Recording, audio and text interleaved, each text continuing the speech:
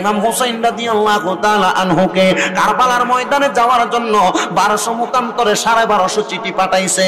ইমাম হুসাইন রাদিয়াল্লাহু তাআলা আনহুর আগে অনেক আহলে বায়াতের সদস্যরা কারবালার ময়দানে গেছে, কিন্তু ইমাম হুসাইন রাদিয়াল্লাহু তাআলা আনহু যখন কারবালার ময়দানে আগমন করলেন, আগমন করার পরে ইমাম হুসাইনের একটা কলিজার টুকরা সন্তান হযরতে জয়নাল আবেদিন ওনাকে সাথে নিয়ে তাবু বানানোর জন্য খেজুর গাছের ডাল কাটার জন্য গেলেন।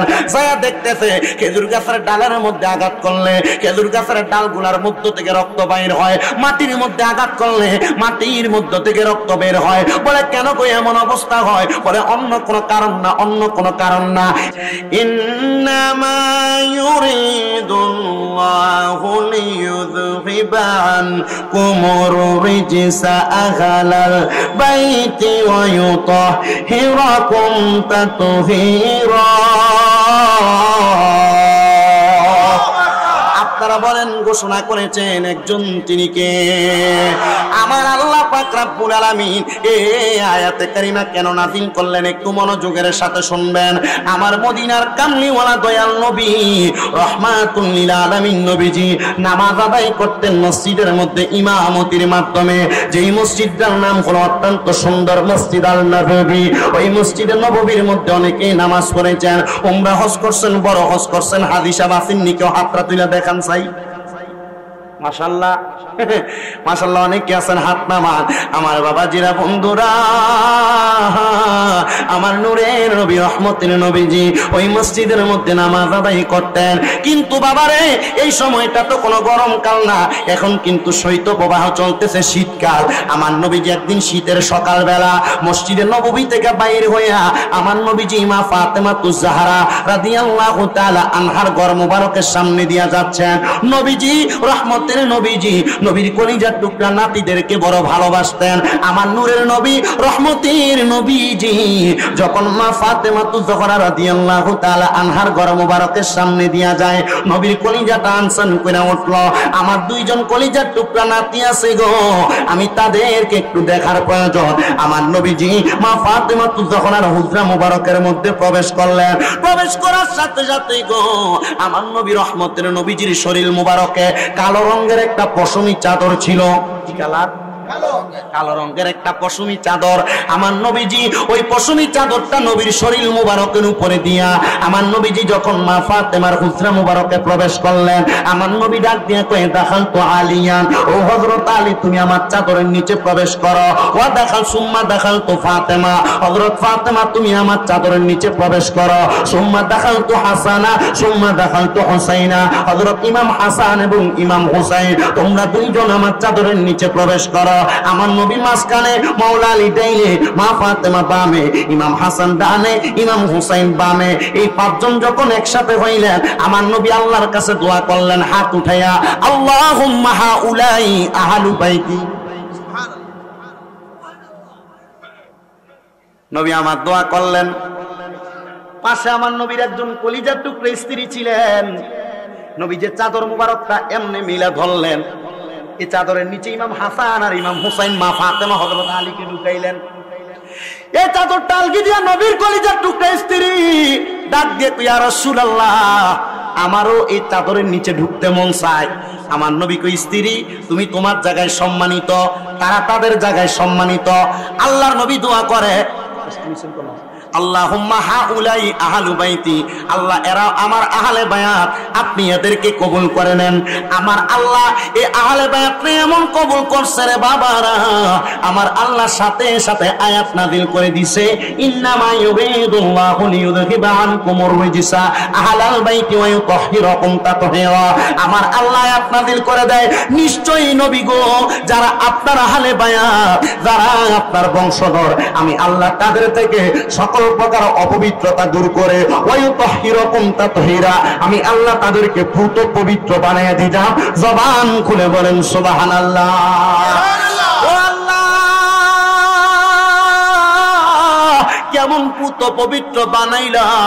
এবার একজন আশিক রাসূল ডাক দিয়া কয়, ও মন ভাই, পাকেতে পাঞ্জাতন, নিরাকারে নিরঞ্জন, এক বস্তুতে দুই রকম বুঝায়।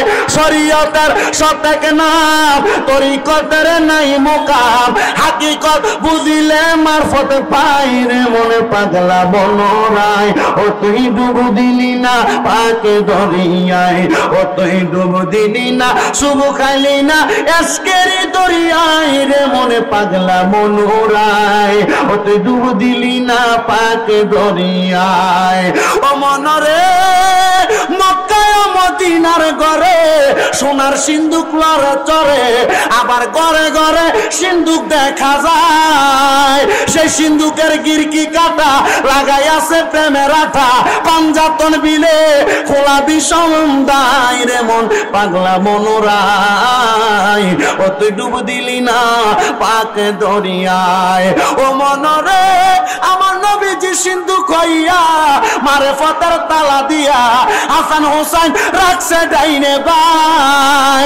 মা ফাতেমা শিকলে হইয়া তালাটা রাখছে আটকায়া, চাবি নিছে আলী মর্তুজাই রে মন পাগলা মনোরায়। ও তুই ডুব দিলি না পাক দরিয়ায়।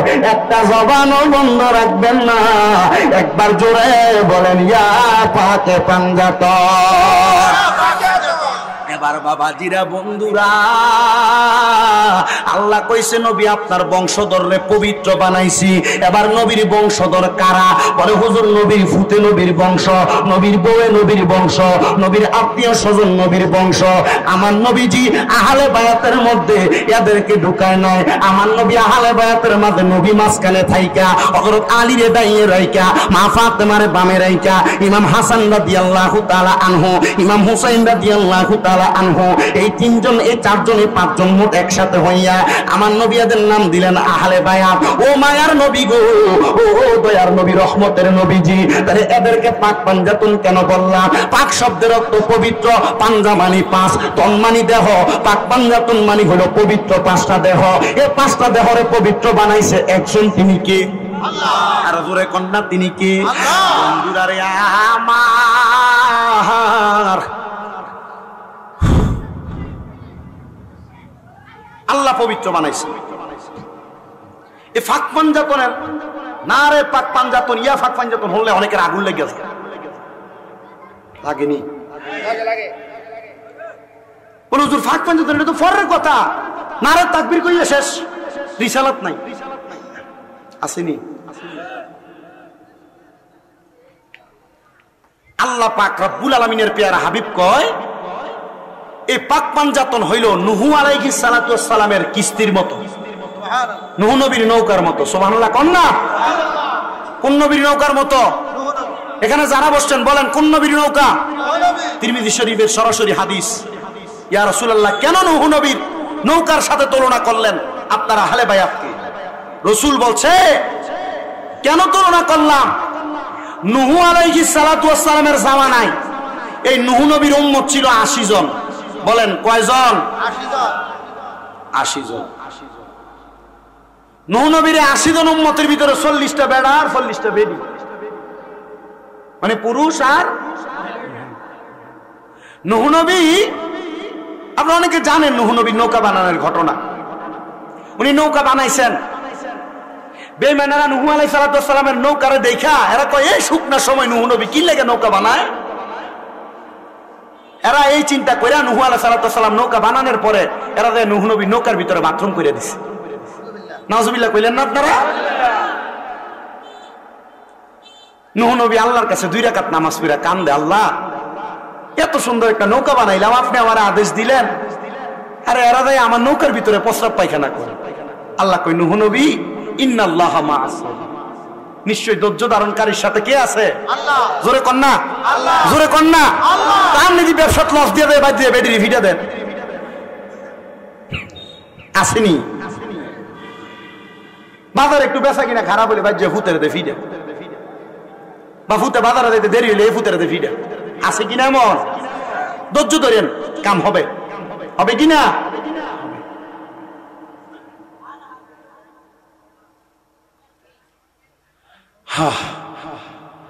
নূহ আলাইহিস সালাতু ওয়াস সালাম 2 রাকাত নামাজ পড়ছে। নামাজ পড়া আল্লাহর কাছে দোয়া করে, আল্লাহ এত কষ্ট করে নৌকাটা এতদিন লাগে বানাইলাম, আমার কাছে ভাল লাগে না আল্লাহ, তারা আমার নৌকাটার ভিতরে প্রস্রাব পায়খানা করে দেয়। নূহ আলাইহিস সালামের নৌকার যখন প্রস্রাব পায়খানা করে, সবাই করছে, এমন কোন এলাকার লোক নাই যে কোরিয়া এলাকার এই নৌকার ভিতরে যে বাথরুম করে নাই। উদাহরণ দিতেছি,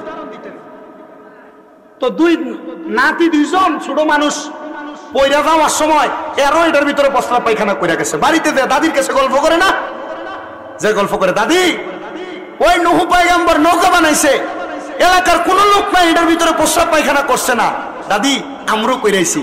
দাদি তো একটু কুসুক করে বুড়া মানুষ দ শতান্য টাইপের, কারণ আল্লাহর নবী কইছে মহিলার লগে আমি আল্লাহ পাক রব্বুল আলামিন, আল্লাহ পাক রব্বুল আলামিন দুইটা করে শয়তান দিছে এদেরকে কুমন্ত্রণা দেওয়ার লাগে। কয়টা কইরা?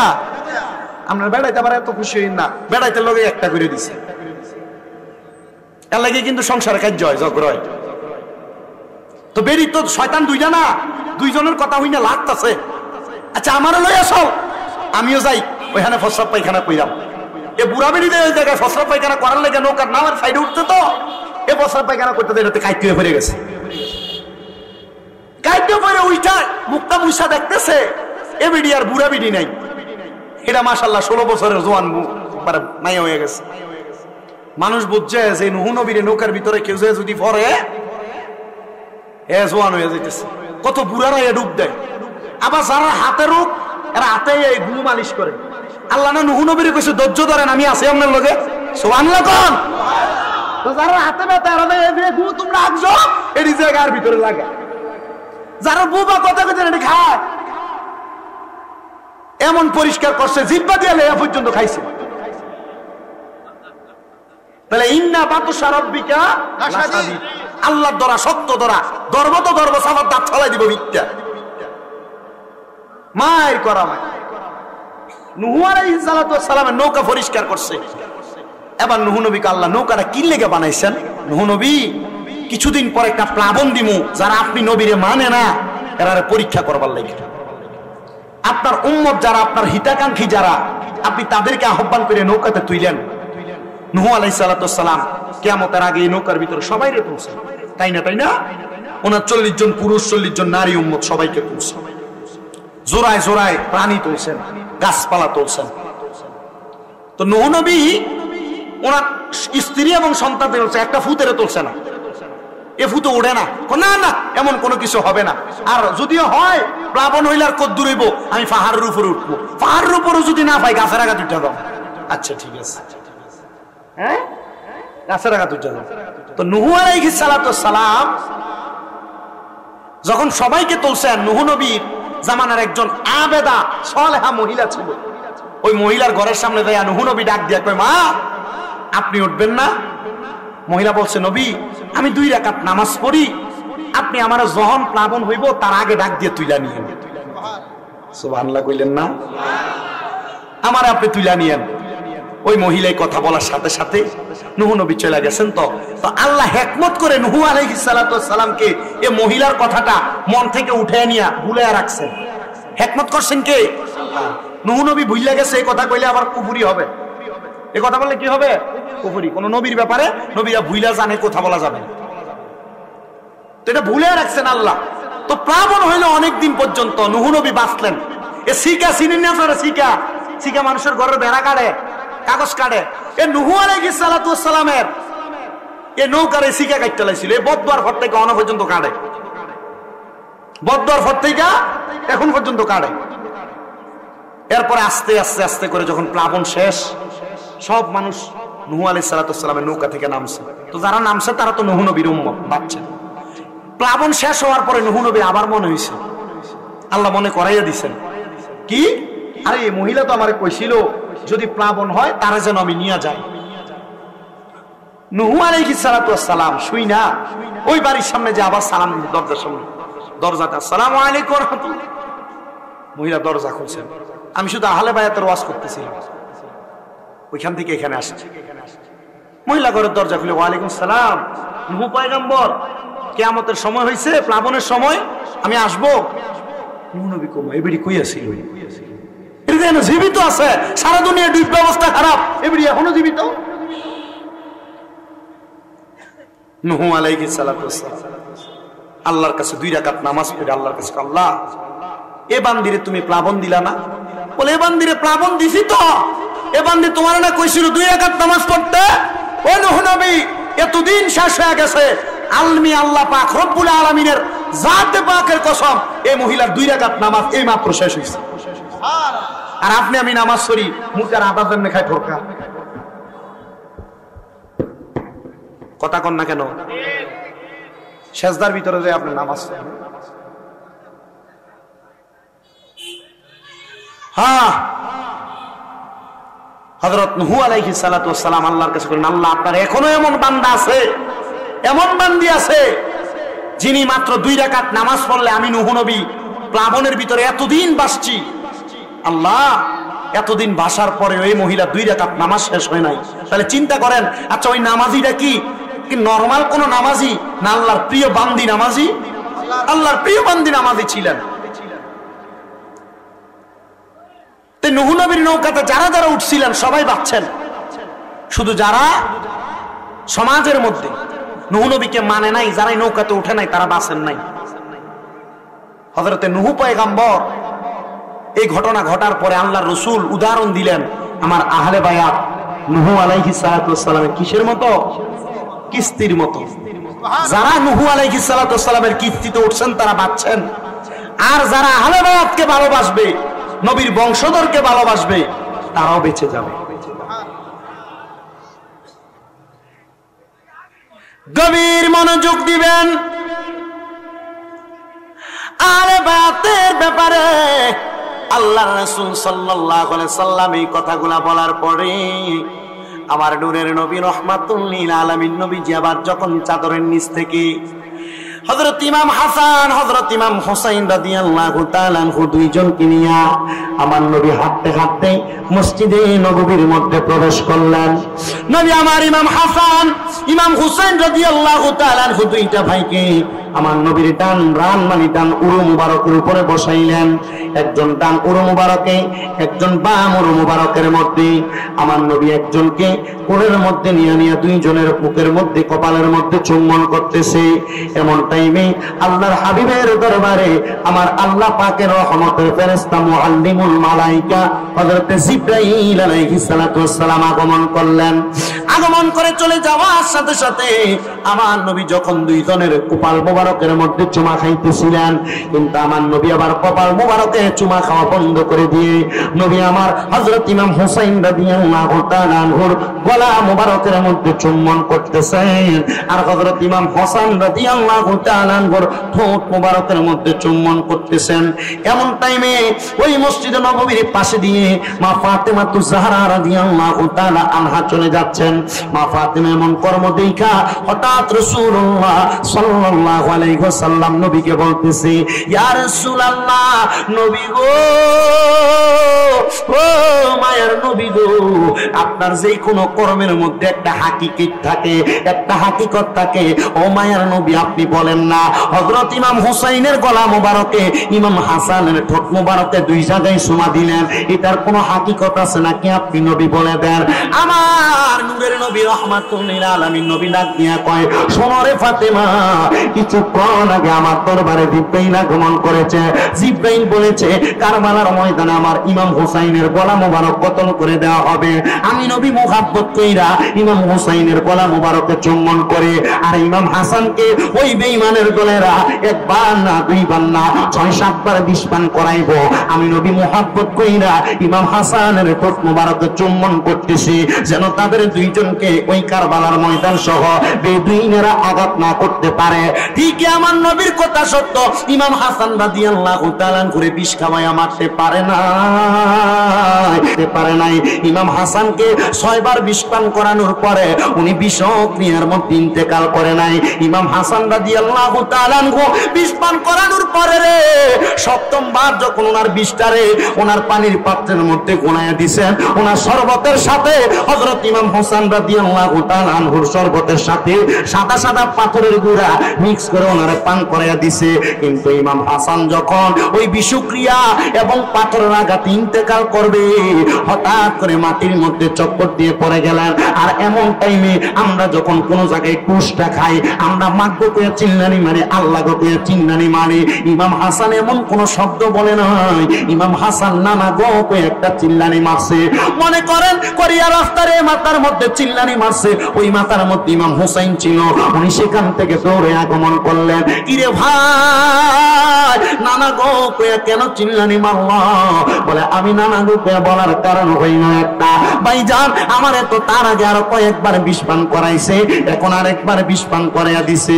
আমার কাছে ভালো লাগে না, আমি বিষক্রিয়া সহ্য করতে পারি না। ইমাম হুসাইন রাদিয়াল্লাহু তাআলা আনহু উনার মাথা থেকে তরবারিটা বাহির কইরা ডাক দিয়া কয়, ও ভাইজান আপনি বলেন না আপনার কে বিষ পান করাইছে? বলে না না না আমি বলবো না। বলে কেন?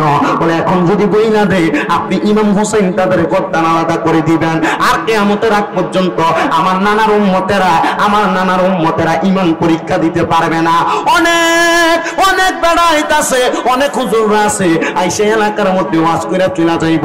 ইয়াজিদের কোনো দোষ নাই, ইয়াজিদ বাহিনীরা দুনিয়াতে কোনো দোষ করে নাই। না রে বাবা, ইমাম হুসাইন রাদিয়াল্লাহু তাআলা আনহু আহলে বায়াতের সদস্য, ওনাদেরকে মারার জন্য যেই চেষ্টা চালাইছে রে বাবারা, ওই চেষ্টাটা আহলে বায়াতের দুশমনী। কথা কোন না ঠিক না ঠিক? ইমাম হাসান রাদিয়াল্লাহু তাআলা আনহু তখনও ওনার ভাই ইমাম হুসাইন রাদিয়াল্লাহু তাআলা আনহুর কাছে ওয়াজ করে, ইন্নাল্লাহা মা'আস সাবিরিন। ভাইজান ধৈর্য ধরেন, ধৈর্য ধারণকারীর সাথে আল্লাহ আছেন। আমার নবী তো বলেছেন, আমার নানা ভাই তো বলছেন যে হ্যাঁ আল হাসান ওয়াল হুসাইন সাইয়্যিদা শাবাবি আহলিল জান্নাহ, হাসান হুসাইন জান্নাতের যুবকদের সর্দার। ভাইজান আমি চলে যাই, আপনি তো আছেন, আমার নানার উম্মত গুলারে আপনার হাতে দিয়ে গেলাম। সুবহানাল্লাহ, সুবহানাল্লাহ কইলেন না আরো জোরে? আপনার কাছে দিয়ে গেলাম ভাইজান, নেন আপনার কাছে দিয়ে গেলাম। শুধু আপনি আমার শেষ একটা দাবি রাখেন যে আমার নানার গুনাহগার উম্মত আপনি দায়িত্ব নিলেন, আর আমার একটা আখিরি সালাম আমার নানার দরবারে আপনি পৌঁছে দিবেন। জোরে কন্যা সুবহানাল্লাহ। আর ইমাম হুসাইন রাদিয়াল্লাহু তাআলা বারবার বলে, একবার বলেন নামটা। ইমাম হুসাইন রাদিয়াল্লাহু তাআলা গরম ছিলেন, তরবারি বের করে ফেলছেন, নাম বলে না। কারণ জানে আমরা যারা উম্মতে মুহাম্মদী আছি, ইমাম হাসান হোসাইনকে ভালোবাসি, এদের ঈমান পরীক্ষা করার জন্য শেষ পর্যন্ত শেষ জামানায় এমন কিছু মানুষ এসা হাসান হোসাইনের বিরোধী হবে অথবা ওনাদের বিপক্ষে কথা বলবে। না, আমরা ওনাদের বিপক্ষে না, আমরা নামাজ পড়ি এদেরকে ভালোবাসি। কথা কন না ঠিক কি না? এই জন্য ইমাম হুসাইন রাদিয়াল্লাহু তাআলা আনহু বারবার যে বলতেছেন নামটা বলেন, এই কথাটাকে একজন আশেক সুরে সুরে বলছেন কি, আরে ও ভাই কহে একবার শুনি, ওরে কে তোমারে খাওয়াইলো জহর নবীজির পরানি রে, বাইরে আমার সোনার চন্দ্রমণি,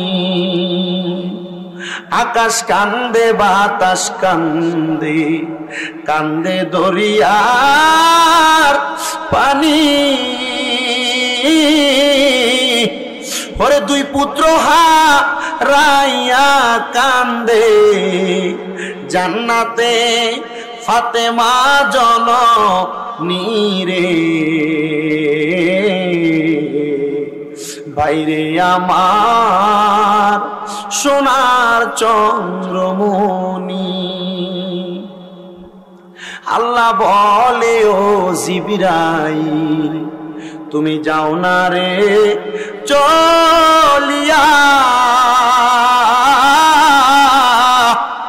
ওরে ৭০,০০০ ফেরেশতা আনো জানাজার লাগিয়া রে,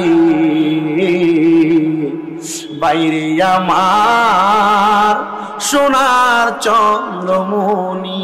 ইমাম হাসানে পাকের জানাজায় ৭০,০০০ রহমতের ফেরেশতা আগমন করেছে।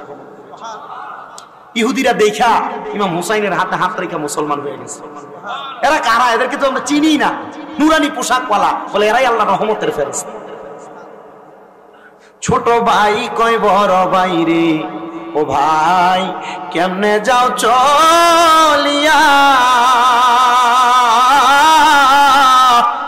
ওরে আজকে থেকে গেলাম গো আমি বাইহারা হইয়া রে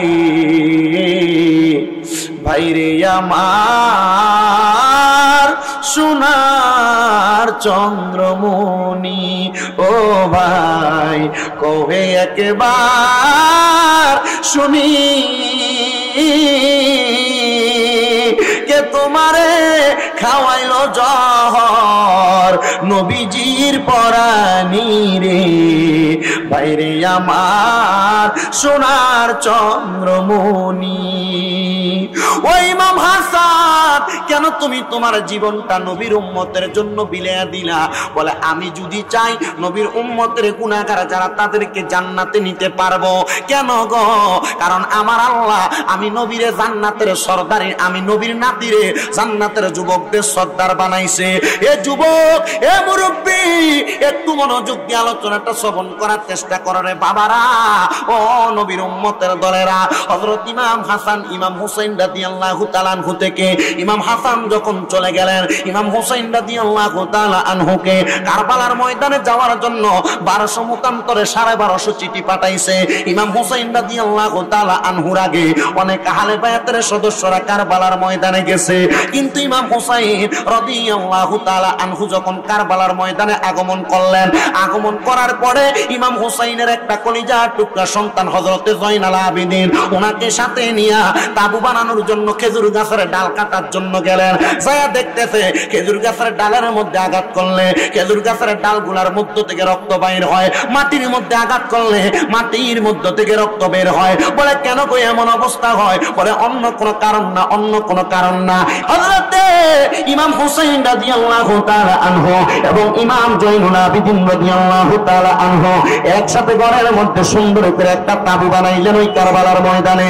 তাবুটা বানাইয়া রে বাবারা ইমাম হুসাইন রাদিয়াল্লাহু তাআলা আনহু কারবালার ময়দানের মধ্যে একদিন, দুই দিন, তিন দিন করে অনেক দিন যখন অতিবাহিত হয়ে যাচ্ছে, ইমাম হুসাইন রাদিয়াল্লাহু তাআলা আনহু ওই জায়গার মধ্যে একদিন, দুই দিন করে করে অপেক্ষমান। কিন্তু হঠাৎ করে কারবালার ময়দানের মধ্যে মানে 9 তারিখ দিবাগত রাত্রবেলা হযরত ইমাম হুসাইন রাদিয়াল্লাহু তাআলা আনহু যখন কারবালার ময়দানে রাত্রি যাপন করতেছে, এমন টাইমে ইমাম হুসাইন রাদিয়াল্লাহু তাআলা আনহু লক্ষ্য করে দেখলেন বৃহস্পতিবার দিবাগত রাত, বৃহস্পতিবার অতিবাহিত হয়ে গেছে, পরের দিন শুক্রবার জুমার নামাজ হবে।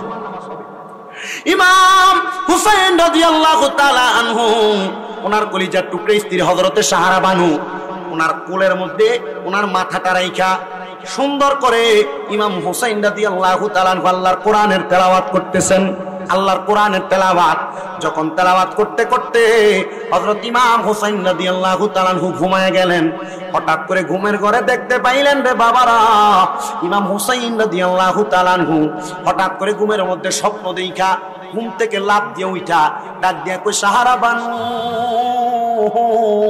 আমি এখন একটা চমৎকার স্বপ্ন দেখেছি। বলে সাধারণ কোনো স্বপ্ন না, আমি ঘুমের ঘরে দেখলাম, আমার ঘুমের ঘরে হঠাৎ করে লক্ষ্য করে দেখলাম একটা মহিলা কারবালার ময়দানের মধ্যে আইসা কারবালার ময়দানটাকে পরিষ্কার করতেছে। আমি জিজ্ঞাসা করলাম কে গো, আপনি কে? উনি আমার পরিচয় দেয়, তুমি কে আমার চিনো না? আমি আমার দয়াল নবী রহমাতুল লিল আলামিন নবীর কন্যা, তুমি ইমাম হুসাইনের আম্মা জান, আমার নাম হযরতে মা ফাতেমাতুজ জাহরা রাদিয়াল্লাহু তাআলা আনহা। জবান খুলে সুবহানাল্লাহ। হে মা, জান্নাতের মধ্য থেকে কারবালার ময়দানে কেন আগমন করলেন?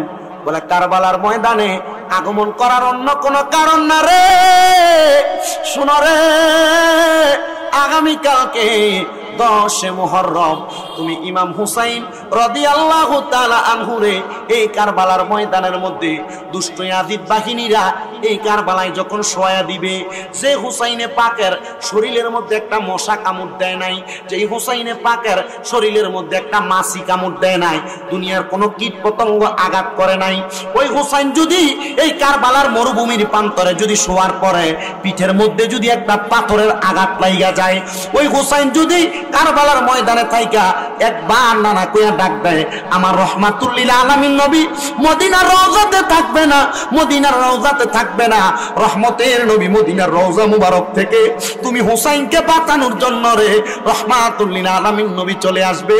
ও বন্ধু, মা ফাতেমাতুজ জাহরা রাদিয়াল্লাহু তাআলা আনহা যখন এমন স্বপ্ন দেখাইলেন, আবার ইমাম হুসাইন রাদিয়াল্লাহু তাআলা আনহু আরেকটা স্বপ্ন দেখলেন রে বাবারা। স্বপ্নটা দেখবার পরে উনি ডাক দিয়া কয়, সাহারা বানু শুনে নাও, আমি লক্ষ্য করে দেখলাম আমার বাবা হযরতে মাওলা আলী রাদিয়াল্লাহু তাআলা আনহু আমার নানা মুহাম্মদ মুস্তাফা আহমদ মুস্তাফা সাল্লাল্লাহু আলাইহি ওয়াসাল্লাম আমার কলিজার টুকরা আম্মা জান মা ফাতেমাতুজ জাহরা রাদিয়াল্লাহু তাআলা আনহা আমার কলিজার টুকরা বড় ভাই ইমাম হাসান রাদিয়াল্লাহু তাআলা আনহু, ওনারা চারজন জান্নাতের মধ্যে একটা খাবারে জান্নাতের থালা নিয়ে বসে আছে, কিন্তু তারা খাবারগুলোর মধ্যে হাত দেয় না। আমি জিজ্ঞাসা করলাম, মা গো মা, ও আমার নানা জান, ও আমার আব্বা জান, ও আমার বড় ভাই, আপনি কেন খাবারগুলোর মধ্যে হাত দেন না? খাবারগুলা কেন আপনারা ভক্ষণ করে না? তিনারা আমাকে উত্তর দিয়েছে, এই খাবারের মালিক শুধু চারজন না, এই খাবারের মালিক পাঁচজন ব্যক্তি। এই পাঁচজন ব্যক্তি একজন অনুপস্থিত থাকলে এই খাবার কেউ খাইতে পারবে না, এই খাবার কেউ খাইতে পারবে না। ও বন্ধুরে, বলে কেন কেন কেন খান না? বলে আপনি একজন সদস্য এখনো দুনিয়াতে আছেন, আপনি জান্নাতের মধ্যে প্রবেশ করলে তারপর আমরা এই খাবারগুলো ভক্ষণ করব। জবান খুলে বলেন সুবহানাল্লাহ। হাজীগঞ্জ বাজার আপনার কি আছে? দোকান আছে, তাহলে আপনার বাজারে যাওয়া, জান্নাতে খানা আছে, তাহলে ওনার জান্নাতে যাওয়া নিশ্চিত, দরকার না, নিশ্চিত জান্নাতে যাওয়া।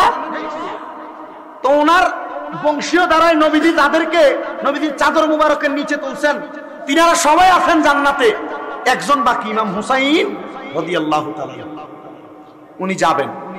বলে হুজুর, উনি যে জান্নাতের মধ্যে প্রবেশ করবেন তার পূর্ব মুহূর্তে আমার নবীজির কাছে যখন ওনার শাহাদাতের খবর দেওয়া হয়েছিল, আমার রহমাতুল লিল আলামিন নবীজি কান্না করে করে বলেছিলেন হযরতে ফাতেমাতুজ জাহরা রাদিয়াল্লাহু তাআলা আনহার কাছে, শোনো ফাতেমা, আমার কলিজার টুকরা সন্তান হযরত ইমাম আলী মাকাম, আমার কলিজার টুকরা নাতি ইমাম হুসাইন রাদিয়াল্লাহু তাআলা আনহু শাহাদাত যে হবে, জিবরাইল আমাকে ওই জায়গার মাটিগুলা দিয়ে গেছে। মাটি, জিবরাইল বলছে যেই সময় এই মাটিটা লাল হয়ে যাবে ওই সময় ইমাম হুসাইন রাদিয়াল্লাহু তাআলা শাহাদাত হয়ে যাবে। ইমাম হুসাইন রাদিয়াল্লাহু তাআলা আনহু কারবালার ময়দানে যখন শাহাদাত হয়েছেন, এমনি হয় নাই, হুসাইন রাদিয়াল্লাহু তাআলা আনহুর তরবারি থেকে কেউ বাঁচতে পারে নাই। ওনার ঘোড়া যে দুলদুল ঘোড়া ছিল, এটার পায়ের মধ্যে আঘাত করে ফেলছে, পড়ে যাওয়ার পর ওনাকে পেছন থেকে আঘাত করেছে।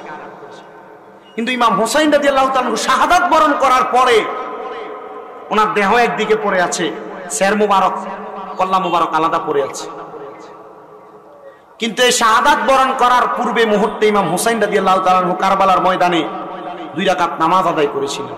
আমরা 2 রাকাত নামাজে কয়টা সেজদা দেই বাবা? 4টা দেই না? নবীজি আগেই বলে গেছেন, ও ফাতেমা, ইমাম হুসাইন রাদিয়াল্লাহু তাআলা আনহু 2 রাকাত নামাজ পড়বে সত্য, কিন্তু সেজদা 4টা দিতে পারবেন। বলে কেন? সেজদা দিবে 3টা। মা ফাতেমাতুজ জাহরা আল্লাহর নবীর কাছে কাঁদছে, আব্বা, শাহাদাত বরণ করার আগে 2 রাকাত নামাজ পড়তে পারবে না, পরিপূর্ণ করতে পারবে না, কেন? বলে এই ইয়াজিদ বাহিনী ইবনে জিয়াদের দলেরা এরা জানে হুসাইনে পাক মুসলমান যদি আরেকটা সেজদা দিয়ে তার নামাজ সম্পূর্ণ করে ফেলে, তার তরবারির আগা থেকে কেউ বাঁচতে পারবে। ইমাম হুসাইন 3 রাকাত নামাজ পড়ার পরে ঠিকই ইবনে জিয়াদের লোকেরা বলছে, হুসাইন যদি আরেক রাকাত নামাজ আদায় করে হুসাইনের তরবারির আগা থেকে কেউ বাঁচতে পারবে না। নামাজরত অবস্থায় তাকে এই মুহূর্তে শাহাদাত করে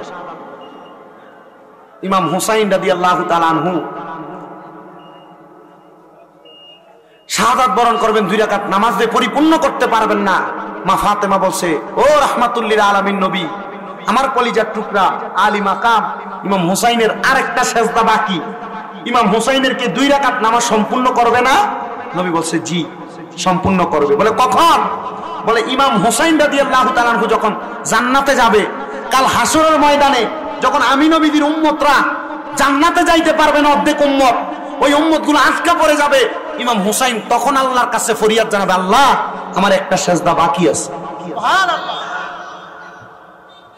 ইমাম হুসাইনে পাক আলী মাকাম হাসরের ময়দানে ওই সময় একটা সেজদা দিবেন। নবীজি বলছেন ইমাম হুসাইন নবীজির সেজদা তো দিবেন, আরো অনেক অনেক পরে ইমাম হুসাইন রাদিয়াল্লাহু তাআলা আনহু আলী মাকাম বলছেন, আমি আমারে বাকি একটা সেজদা দেওয়ার পর ততক্ষণ আমি আলী মাকাম ইমাম হুসাইন সেজদা থেকে মাথা উঠাবো না যতক্ষণ রাহমাতুল লিল আলামিনের একটা উম্মত জাহান্নামে থাকবে। ওই উম্মতকে জাহান্নাম থেকে জান্নাতে নেওয়ার আগ পর্যন্ত আমি আলী মাকাম ইমাম হুসাইন সেজদা থেকে মাথা উঠাইতাম না। নবীজি সেজদা দিবেন, নবীজির সেজদার পালা অনেক শেষে, নবীজির পূর্বে ইমাম আলী মাকাম ইমাম হুসাইন রাদিয়াল্লাহু তাআলা সেজদা দিয়া আমরারে বাঁচাই। হযরতে আবেদ শাহ মাদানী, হযরতে বাহাদুর শাহ, পীর সাহেব হুজুর কেবলা সহ, বাগদাদি মুর্শিদ কেবলারা সহ বায়াতে রসুল, বায়াতে খুদা, মহান আহলে বায়াত পাক পাঞ্জাতন, এগুলার প্রেম শিখাইয়া অন্তরে আহলে বায়াতের ভালোবাসা কেন শিখাইছে জানেন? কারণ ওনারা জানেন এই আহলে বায়াত মানুষের নাজাতের তৈরি। নৌকা দিয়ে যেমন ভাবে নদীর এপার থেকে ওই পার যাওয়া যায়, দুনিয়াতে আহলে বায়াতকে ভালোবাসলে কাল ফুলসেরাত পার হওয়া যাবে।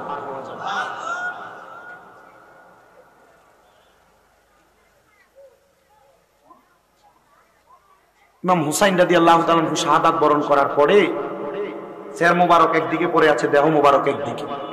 একটা কাক কারবালার ময়দানের ভিতরে আইসা ইমাম হুসাইনের পাকের রক্ত মোবারক যেখানে, মাথাটার এইভাবে লড়াইতেছে, লাগায়া কাকটা উড়াল দিয়া ইমাম আলী মাকামের কলিজার টুকরা সন্তান হযরত ইমাম হুসাইন রাদিয়াল্লাহু তাআলা আনহুর কন্যা ওনার ঘরের দরজার সামনে যাইয়া কা কা করে ডাকতেছে। উনি ঘর থেকে বাইর হয়ে আসছে, কাকটা উড়াল দিয়ে আইসা ইমামে আলী মাকাম ইমাম হুসাইন রাদিয়াল্লাহু তাআলা আনহুর শাহজাদি, হুসাইনে পাকের শাহজাদি, ওনার একটা কাপড় ছিল, কাপড়ের ভিতরে এইভাবে লাগাই দিচ্ছে। হযরতে সকিনা, ওনার কাপড় সাদা কাপড়, কারণ হযরতে সকিনার স্বামী হযরত ইমাম কাসেম রাদিয়াল্লাহু তাআলা আনহু ইমাম হুসাইন রাদিয়াল্লাহু তাআলা আনহু আগে শাহাদাত করছিলেন। হুসাইন রাদিয়াল্লাহু তাআলা আনহু আগে শাহাদাত কইরা ওনাকে কারবালার ময়দানে কতল করে শাহাদাত কইরা ওনার দেহটারে ঘোড়ার পিঠে দিয়া একটা তরবারি দিয়া বা তীর দিয়া ঘোড়ার পিঠের উপরে এভাবে ছেদ কইরা দিয়া তারপরে বাড়িতে পাঠাইছে। ওনারা ইসলামের জন্য ত্যাগ করছে। আমরা মুসলমান দাবি করি, আমাদের ইসলামের জন্য কোনো ত্যাগ নাই। ত্যাগ আছে আমরা? আপনি দেখেন ফিলিস্তিনের মুসলমানদের মাইরা শেষ করে ফেলাইতেছে, আমরা মুসলমানের কোনো পদক্ষেপ নেই। আবার আপনি যে ইসরায়েল বাহিনী আমার মুসলমান ভাইদেরকে মারতেছে, এই ইসরায়েল বাহিনীর পণ্য ব্যবহার করেন আপনি। বলে হুজুর কোনটা? কোকা কোলা খাননি? কোকা কোলা এটা ইসরায়েল বাহিনীর পণ্য। পেপসি খান? এই কোকা কোলা বাহিনীর পণ্য, এই ইসরায়েল বাহিনীর পণ্য। এগুলা দিয়ে আপনি ইসরায়েল বাহিনীর সহযোগিতা করতেছেন, আপনি নিজেও জানেন না, আপনি নিজেও জানেন না। আরে আপনি যুদ্ধ করেন নাই, আপনি আপনার নফসের সাথে যুদ্ধ করেন। কুক না খেলে বলে আপনার পেটের ভাত হজম হয় না, দাওয়াত খেলে বলে একটা কুক খাওয়াই লাগে। কি হবে? যারা মুসলমানদেরকে মেরে শেষ করতেছে, আমরা খাবার খাইয়া এদেরকে টাকা দ্বারা এদের অ্যাকাউন্টে টাকা পাঠাই দিছি। আমরা না খাইলে কিছু হবে না। বাংলাদেশে অনেক পুণ্য আছে, যা খাইলে পেটের খাবার হজম হয়।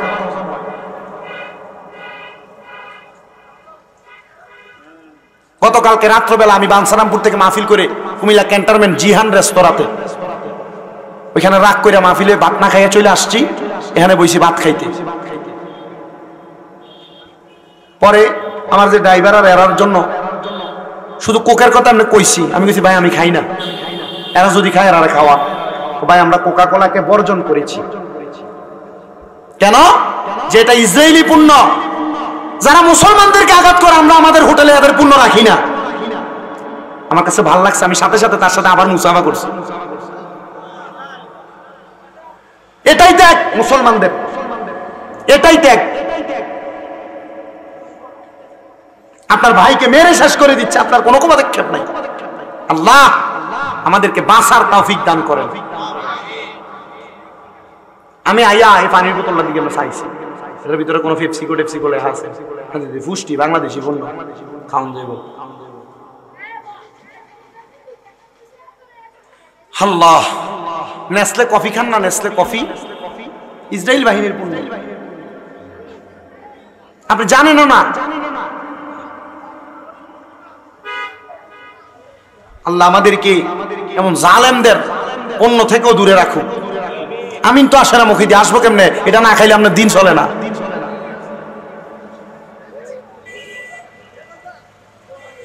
ইমামে আলী মাকাম ইমাম হুসাইনে পাক রাদিয়াল্লাহু তাআলা আনহা, ইমামে আলী মাকামের কন্যা ইমামে হুসাইনে পাকের শাহাদাতি রাদিয়াল্লাহু তাআলা আনহা, উনি যখন কারবালার ময়দানে রক্তটা দেখতে পাইলেন, উনি উনার ফুফি আম্মারে ডাক দিলেন, ও ফুফি আম্মা গো, দেখছেন নি গো ফুফি আম্মা, আমার কাছে কাকটা এসে কিসের রক্ত জানি লাগাই দিছে। ওই রক্তগুলা দেখার পরে ওই ফুফি আম্মা যাইয়া নবীজির হাত মুবারকের মাটিগুলা পরীক্ষা করতেছে, আর তাকে দেখতেছে ওই মাটিগুলা রক্তে লালে লাল হয়ে গেছে। নবীর কলিজার টুকরা নাতি ইমাম হুসাইনে পাকের কন্যা ইমামে পাকের শাহজাদি কারবালার ময়দানের দিকে দৌড়ে যায়, দেখে ইমামে আলী মাকাম ইমাম হুসাইন রাদিয়াল্লাহু তাআলা আনহুর দেহ একদিকে পড়ে আছে, মাথা মুবারক একদিকে পড়ে আছে। ইয়াজিদ বাহিনীর লোকেরা হুসাইনে পাকের ঠোঁট মুবারকের মধ্যে তরবারি দিয়ে আঘাত করে, তীরের মাথা দিয়ে আঘাত করে, বর্ষা দিয়ে আঘাত করে, আর ইমাম হুসাইনে পাকের কন্যারা দূর থেকে কান্না করে আর তাকে তাকে দেখে, আরে কারে আঘাত করো যেই ঠোঁটের মধ্যে আমার কলিজা টুকরা নানা জান, কারে আঘাত করো যেই ঠোঁটের মধ্যে রাহমাতুল লিল আলামিন নবীজির ঠোঁট মুবারক দিয়া চুমা দিছে। আরে ইমামে আলী মাকাম ইমাম হুসাইনে পাকের কল্লা মুবারকটা, শের মুবারকটা কারবালার ময়দান থেকে নিয়ে নিয়ে ইরাকের রাজধানীর মধ্যে ঘুরাইছে। কিন্তু একজন খ্রিস্টান ব্যক্তি, কেউ কেউ বলে সনাতন ধর্মের ব্যক্তি, একজন পাদ্রী ইমামে আলী মাকামের শের মুবারকটা দেখা ইয়াজিদ বাহিনীরে কয়, তোমরা তো শের মুবারকটা মানুষরে দেখাও, আমার কাছে 300 দিরহাম আছে, আমার একটা রাত্রের জন্য আমার ঘরের মধ্যে শের মুবারকটা রাখতে দিবানি। দিছে। ইমামে হুসাইনে পাকের কল্লা মুবারকটা খ্রিস্টান পাদ্রী ঘরের মধ্যে নিয়ে গেছে, একটা কাপড় পেঁচায়া ঘরের মধ্যে নিয়ে যাওয়ার সাথে সাথে ওনার স্ত্রীকে বলে একটা থাল দাও, থালের মধ্যে নিয়ে ইমামে আলী মাকামের শের মুবারকটা রাখছেন। রাখার পর স্ত্রী ডাক দেখো, এ স্বামী কত কিছু নিয়ে আসেন, আপনি হিন্দু পাদ্রী খ্রিস্টান পাদ্রী, মাঝে মাঝে পাঠার মাথা বিভিন্ন কিছু আপনি বকরির মাথা নিয়ে আসেন, কিন্তু আজকে একটা মানুষের মাথা আনলেন। পাদ্রী ডাক দেখো, এটা কোনো সাধারণ মানুষের মাথা না, এটা রহমাতুল লিল আলামিন নবীর কলিজার টুকরা নাতির মাথা, যিনি নবীর গুনাহগার উম্মতের জন্য ওনার শের মুবারক শাহাদাত করেছে।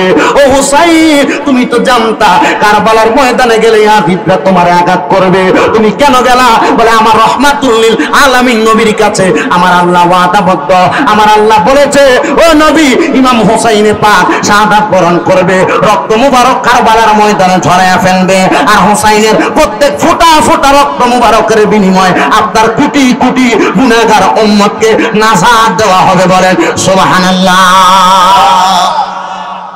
শের মুবারক নিয়ে খ্রিস্টান পাদ্রী তার ঘরে রাইখা দিছে। রাত্রবেলা ঘুমাইছে, ঘর তো অন্ধকার, এখন না লাইট আছে, বাতি আছে, মোমবাতি, তখন মোমবাতি ছিল না। মশাল জ্বালায় রাত্রে ঘুমাইয়া মশাল বন্ধ করে ঘুমাইছে। হঠাৎ করে খ্রিস্টান পাদ্রীর বউ ঘুম থেকে উঠা দেখে ঘর আলোকিত, নুরানিত হয়ে গেছে, ঘর নুরানি হয়ে গেছে। নুরানি ঘর দেখা খ্রিস্টান পাদ্রীর বউ খ্রিস্টান উঠছে, ওঠো, কি বলে আজব খেলা দেখা যাচ্ছে। উঠা দেখতেছে 4টা সাদা রঙের পাখি ইমাম হুসাইন রাদিয়াল্লাহু তাআলা আনহু কল্লা মোবারকের চারদিক দিয়ে ঘুরতেছে।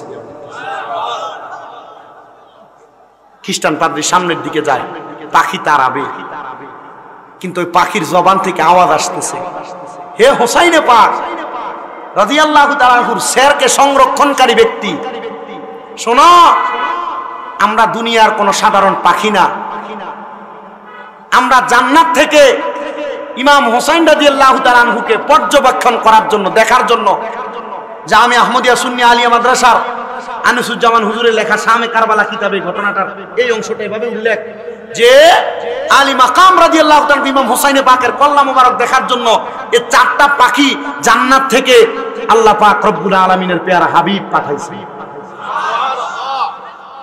আবার কেউ কেউ বর্ণনা এভাবে বলছেন, এই 4টা পাখির মধ্যে একটা মুহাম্মদুর রাসূলুল্লাহ সাল্লাল্লাহু আলাইহি সাল্লাম, একটা মা ফাতেমাতুজ জাহরা, একটা ইমামে আলী মাকাম, একটা ইমাম হাসান রাদিয়াল্লাহু তাআলা আনহু পাখির সূরত নিয়ে ইমাম হুসাইনে পাকের শের মুবারক দেখার জন্য আগমন করছে। শাহাদাত কেন বরণ করলেন?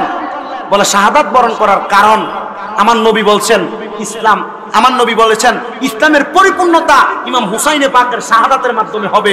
আর আশেক বলছে ইসলাম জিন্দা হোতা হে আর কারবালা কি বাত, ইসলাম জিন্দা হয়েছে কারবালার পরে। বলে হুজুর এর আগে কি জিন্দা ছিল না? ছিল, কারণ হুসাইন রাদিয়াল্লাহু তাআলা আনহু শাহাদাত হওয়ার সাথে সাথে ইমাম হুসাইনে পাক আমাদেরকে হুসাইনি নামাজ শিক্ষা দিয়ে গেছে।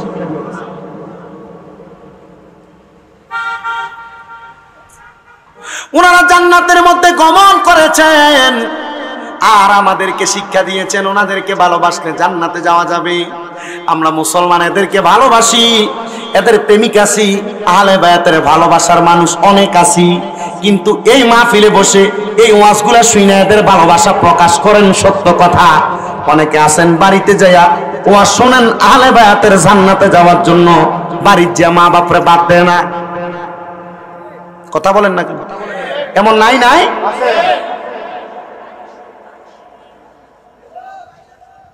এই ওয়াজ শোনার পরে বাড়ির যায়, বাড়ির মধ্যে যে আম্মা আব্বারে জুদা করে দেয়, বাইয়ে বাইয়ে ঝগড়া লাইগা।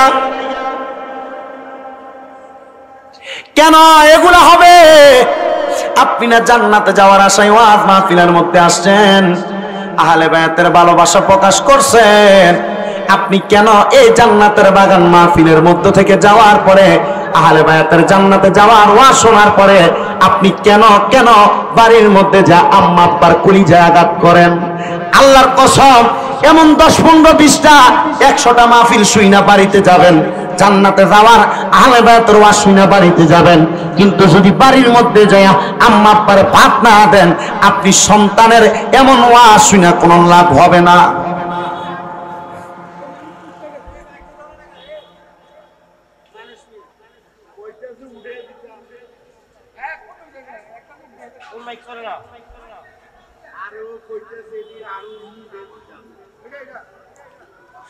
আমার আব্বুজিরা, ইমামে আলী মাকাম ইমাম হুসাইন রাদিয়াল্লাহু তাআলা আনহুর ওয়াজ শুনা বাড়িতে দেয়া মা বাপরে বাত না দিলে লাভ হইব নি? কি তো লাভ হইব? তাহলে বাড়ির মধ্যে যাইয়া ওয়াজ শুনছেন জান্নাতে যাওয়ার জন্য, ওই মা বাপের আগে খুশি করেন। ওই আম্মা আব্বারে জুদা করে দিছেন যারা যারা বাড়িতে যায় মাফসান, ভাইয়ে ভাইয়ে ঝগড়া করে আম্মা আব্বারে আলাদা করে দেয়, জুদা করে দেয়, কি লাভ হবে? আপনি দুনিয়ার এত সুন্দর ওয়াজ মাহফিল শুইনা নামাজ পড়িরা যদি আপনি আপনার কলিজার টুকরা আম্মা আব্বারে আঘাত দিয়ে রাখেন, আপনারা যদি কেউ আম্মা আব্বারে জুদা করে দিয়ে থাকেন, আম্মা আব্বার খাবার নিয়ে বাড়ির মধ্যে বিচার বসায়, 4 ভাই 1 সপ্তাহ করে 4 সপ্তাহ ভাত খাওয়াইবো। 1 সপ্তাহ ভাত খাওয়ানোর পরে 8 দিনের দিন মা বাবা যদি তাদের ঘরের মধ্যে যায়, চোখে ইশারা দিয়া কয় আজকে কে আমার ঘরে খানা নিয়ে, আজকে অন্য ঘরে খানা। এমন 10টা মাহফিল করে কোনো লাভ হবে? কোনো লাভ হবে না। যদি এমন এই আহলে বায়াতের ওয়াজ শুনছেন, নামাজের ওয়াজ শুনছেন, যত রকমের ওয়াজ শুনেন, কিন্তু এই বাড়ির যে যদি মা বাপরে ভাত না দেন, আলাদা করে দেন, জুদা জুদা খাওয়ান, এই ওয়াজ দিয়ে কোনো লাভ হবে? আছে না জুদা করে দিছে মা বাপরে? আপনার মা বাপ জুদা খাবে কেন? কি জন্য জুদা খাবে?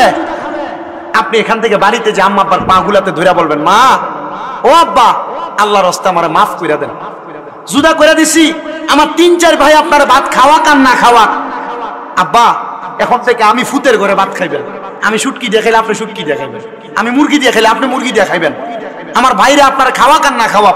আর জুদা করার চাইতে মা বাপ যখন যার ঘরে মন চায় ওই ঘরে খাবে। আপনি যদি আপনার মা বাপরে খাওয়াই না হন, আপনার ঘরের তরকারি যা আছে এখান থেকে একটা বাটি ছোট্ট করে নিয়ে মা বাপের পাতে দিবেন।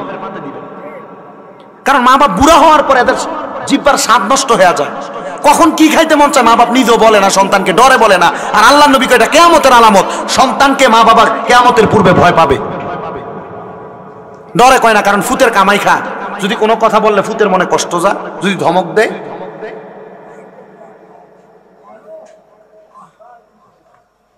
আল্লাহ নবী বলছে এটা কিয়ামতের আলামত। মা বাবা সন্তানকে ভয় পাবে। আমি আমি আমি নিজে, আমার মা আমার আব্বা আমার ডাক দিয়ে কয়েছে, রে ছোট ভাইরে ডাক্তার দেখানো লাগবে, টিয়া দিয়ে যাস। আমি এটা আগের দিন শুনছি। আমার মা, আমি মাহফিলে বাইরে অনেক সময় আমারে কইছে, আমার ড্রয়ারের চাবি আমার মার কাছে এখন, আমার ব্যাংকের অ্যাকাউন্ট আমার মার নামে এখন। আমার মা আমার যখন বলছে তারা তো ডাক্তার দেখাইতে টিয়া দিস, আমি উল্টে শুধু উত্তর দিছি আমার কাছে টাকা খুঁজছেন না কেন, না দেওয়ার জন্য বলি নাই। আমি কই সামনে আমার কাছে টাকা খুঁজলে আমার কাছে শরম লাগে, আমার মা কেন আমার কাছে হাত বাড়ায় টাকা খুঁজবো? আমি কইছি চাবি আপনার কাছে, যা লাগে এখান থেকে নিয়ে খরচ করবেন। আপনার এই টাকা পয়সা কেউ দুনিয়াতে পড়ে থাকবে, আপনি মরার পরে কেউ ব্যবহার করতে পারবে না।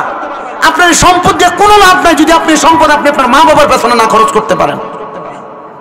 যেদিন হাদিস শরীফ দেখছি যে সংসারের জন্য, পরিবারের জন্য, মা বাবার জন্য 1 দিরহাম খরচ করা বিভিন্ন জায়গায় দান সদকা করার চাইতে বেশি সওয়াব, যেদিন পড়ছি এরপর থেকে সংসারের খরচ ডাবল করে দিছি। আর আপনি আপনার মা বাবার জন্য টাকা খরচ করতে চান, যদি কেউ আলাদা করে দিয়ে থাকেন জুদা দেন, আপনার পাগুলো আমার সামনে দেন, আমি আমার জিহ্বাটা দিয়ে আপনার পাওটা পরিষ্কার করে দিই।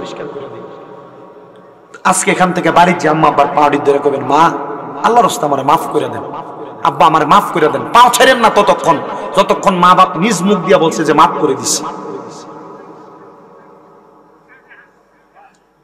যতক্ষণ মা বাপ নিজ মুখে বলছে মাফ করে দিছি ততক্ষণ পর্যন্ত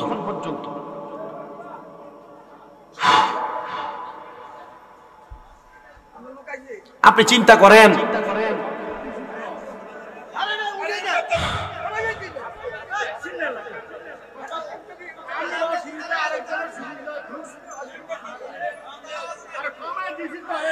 মা বাবার কলিজার টুকরা সন্তান,